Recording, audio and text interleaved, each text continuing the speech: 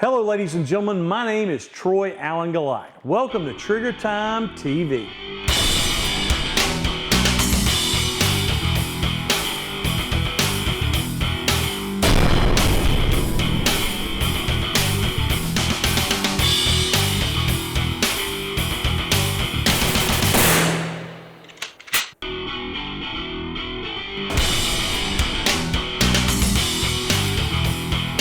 Beautiful spring day, and we're going to talk about some nuances of grip to try to improve performance at shooting at speed.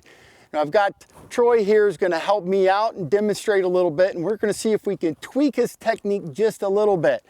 Not that there's anything wrong with it, we're just going to try to make it a little bit better. So the first thing we're going to do, we're going to have him pick the gun up, load it. He's going to shoot 5 shots for me, and then we're going to talk a little bit about what he sees and what I see. So go ahead.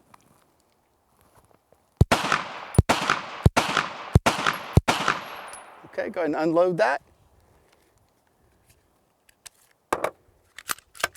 Now, aim it back in. Now, the reason we are using this angle here is there's some specific things that I am looking for as an instructor to try to help him. So go ahead and aim that back in like you had it before.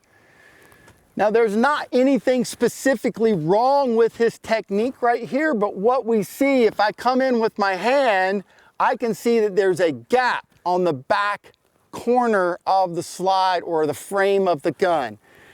So what we want to try to do is fill in that gap. So by having him rotate his wrist a little bit more, he puts more of an angle on it, and then he's going to cover more of that area of the gun. Then he's going to wrap those fingers around, and he's going to try to smash this side of his hand into the gun.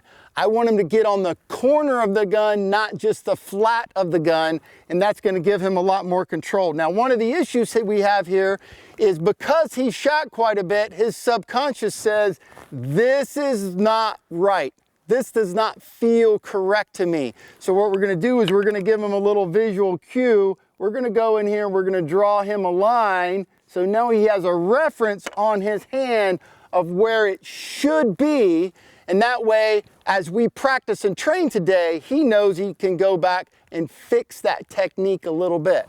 So now what we're going to do, we're going to have him load back up. He's going to shoot 5 more shots, and we're going to talk about what he sees and perceives differently. So go ahead and load back up. There we go. We're going to tweak that grip, see how it lines back up. Check real here. Again, squeezing with that left hand. Go ahead.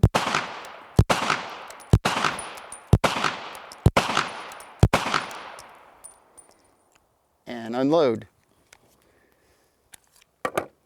So now the question is, what did he see differently and how did the gun track differently? Did you have more control? Yeah, a good bit of control on my offhand. I usually ordinarily try to use all of my grip on my main hand, my strong hand. Now I'm starting to squeeze and control a little bit my offhand.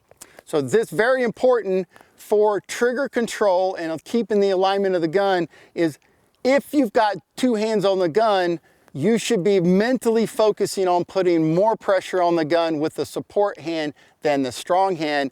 And the angle and the placement of that left hand grip is really important. If we've got the gun on the flat here, it's very easy for your hand to slip off. But once you get back to the corner of the gun, you have more leverage. I want you to think of it this way. If I was going to push this table across the range here, would I put my hand flat on it and try to push it? Or would I come back and catch this edge and then try to push it? Of course, I'm going to catch the edge. The same thing applies to a handgun. It gives me much better control of the gun if I get to the edge. So that's a little tidbit for you guys to understand. Tweak on that grip. It may not be wrong, but you might be able to improve it just a little bit. Trigger Time TV is brought to you by Bravo Company Manufacturing, Bravo Company USA, Heckler & Koch, Hornady, Skinner Sights, Langdon Tactical, Mantis, Car Arms, G-Force Arms, Holosun, Safewood Designs, American Tactical, Magnum Research, Thompson Auto Ordnance, Biggest Finest Revolver, and Gas Block Genie.